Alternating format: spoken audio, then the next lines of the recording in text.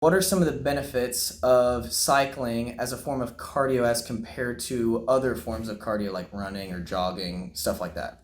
Gotcha. Well, first of all, I think there are great benefits to any kind of cardio you want to do. Good answer. My love language.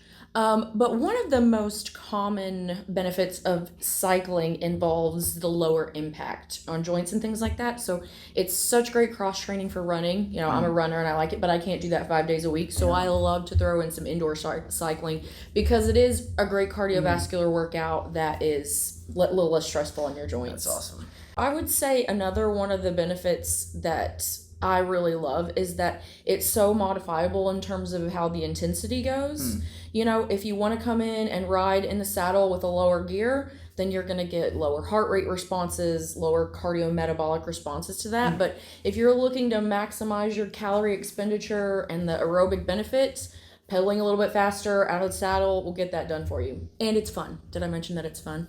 That's amazing. I would not do it if it wasn't fun. Yeah. Let me add to that really quickly too. Some people think that cycling is like no impact and it won't hurt my knees, but I've run into quite a few people who do have knee pain when they're cycling, and if that's the case, it's usually because either A, their bike setup isn't right, Mm, or B, they're trying to go way too heavy on the load and compromising form, putting a little extra stress on joints mm. that way. So if that's happening, my best advice is always check your bike setup and then consider backing off on the resistance a little bit and checking like your biomechanics Sweet. with an instructor or a professional. Well, that kind of goes along with our next question, which is what are some tips you have for getting started with aerobic fitness? Gotcha. Well, I think one of the most common things I see is that people do way too much, way too fast. We Mm, come in and expect to crush a 45 or even 30-minute class after not having done much. And mm, so, my best advice would be to, well, number one, figure out what your goals are. What are you wanting to accomplish through this new mm. workout routine that you're doing? But then to ease into it progressively and slowly. So you start somewhere, build to Yeah, end somewhere essentially. yeah. And so that's a common mistake I see a lot is jumping in and trying to do too much too fast. And that's not fun, right? You don't really feel good after you do So something set like that. goals Mm-hmm. and be respectable or mindful of those goals that you set. Don't aim too high. So, like, what are some goals that someone who's starting off could set with cycling, for example? Yeah, that's great. You can keep them basic, like maybe a certain number of days of exercise per week. I always recommend too setting more of like a long-term goal related to whether it's like running a race or cycling for an hour instead of 45 minutes or something like that.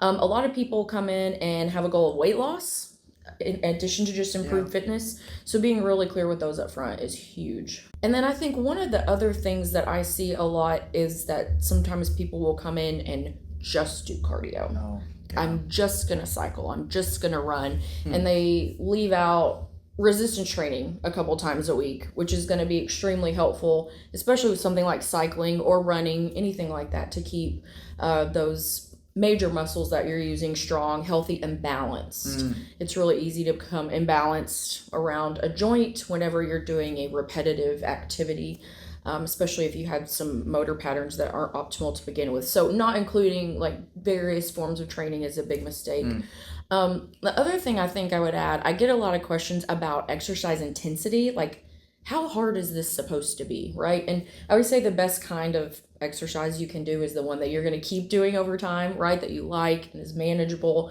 for your schedule and all of the other requirements. But I always say it's really smart to get a good grasp for intensity right off the bat. So you can use like what we call a rating of perceived exertion scale. We often use 6 to 20, which I think is very confusing for people. So about a 12 to a 14 is moderate, and that's just subjective. Like mm. 6, you're not doing anything. 20, you're about to fall off the bike because it's so hard. So aiming for lighter intensity at first, progressing to moderate, Progressing. and then to Right, so you vigorous. can handle it. I also love working with people to determine the right heart rate ranges Mm, for light, moderate, and vigorous intensity exercise. I think doing that up front before you start is a game changer for can help, people. yeah. Another fun question here. What would you say is your favorite piece of fitness tech? Love it. Well, I have two. I love my Garmin. I love my Garmin because it's accurate for the GPS while I'm running. It gives me a great heart rate reading from radial reading while I'm working out. and it just makes me so happy. Also, the platform on my phone is good. I just love it. And then my second one is sort of fitness, but it's really more health, and it's my Dexcom. I have type 1 diabetes, but while I'm working out, especially if I'm doing like cardio for a long time, being able to watch my blood sugar in real time is a complete game changer. And so I love it. It's made my life with diabetes and exercising so much easier. Would you recommend that to someone who's starting off in cardio? No, so I would keep the Dexcom for people with diabetes, even Okay. though nowadays some folks are using it who don't have glucose regulation issues just to see what blood sugar is That's doing pretty interesting. before and after meals, during exercise. My word of warning would just be, though, to be careful because it gives you a lot of information, sometimes too much Yeah. information, and it's easy to become a little too obsessed with it. All right, so my next question for you is, what is a VO2 max and how do we improve it? I love it. So VO2 max is the maximal volume of oxygen that you consume during maximal intensity exercise. So it's a fun number that we like to measure in the cardiometabolic lab because, commonly very fit people, athletes have high VO2 maxes, and that's one of the things that allows them to exercise at a really high workload or intensity. You can improve it through training, right? So if you take somebody who's not moving at all or just moving a little bit, doing more exercise helps VO2 max to improve, which is very exciting.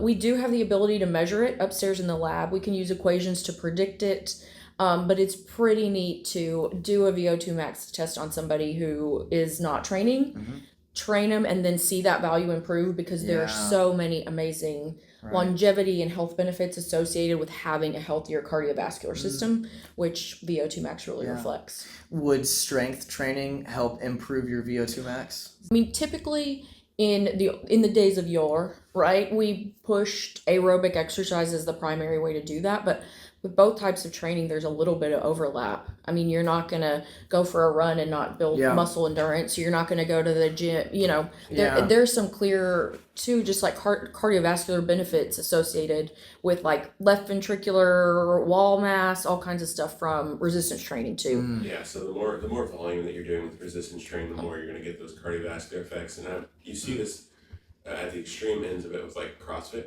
Like, they're going to have a good VO2 max because they're doing like AMRAP stuff for time.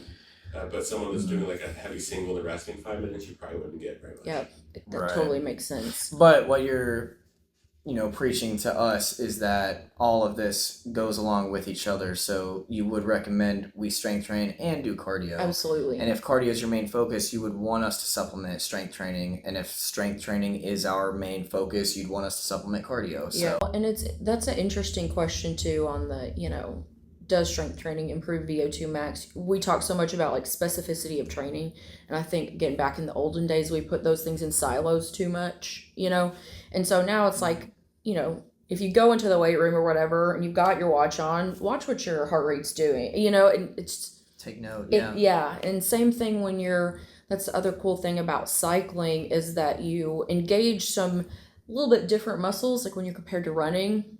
For a lot of people, a little more glute engagement, for instance. So you may see some benefits related to muscular endurance from cycling that you might not see for some other stuff. So I think I'm probably going to have a lot of those, but I feel like a myth that's, it's not necessarily spoken overtly, but it's kind of like flows under the surface in like popular culture, is that there's like a magic diet or type of exercise that you can do to achieve XYZ. So like I know like HIIT training is really popular, and for a good reason. There are a lot of great scientifically based benefits associated with HIIT training, but it's not magic, right? It's not gonna give you something spectacular without putting the grind in with it. Same thing with different diets and things like that. It's like none of it's magic. Yeah.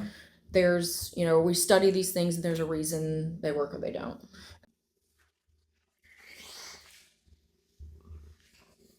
What I'm about to tell you is not for the faint of heart.